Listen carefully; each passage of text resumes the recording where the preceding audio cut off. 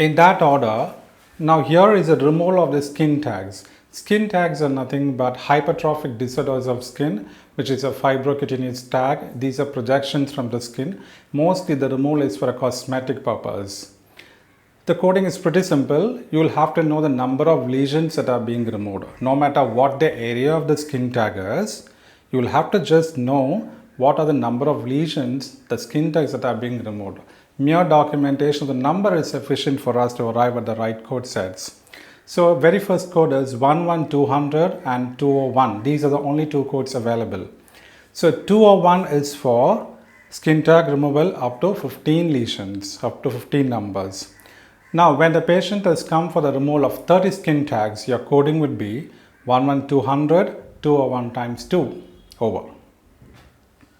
Next comes with the sequence is 113, which is a shave removal. Usually shave removal, we also saw a shave biopsy and a removal. A biopsy is being submitted for the pathological examination so that the exact histology of the specimen needs to be analyzed for further treatment. Here, whereas shave removal is actually a therapeutic procedure. You need to know what is the size that is being removed plus what is the anatomic site. That's all.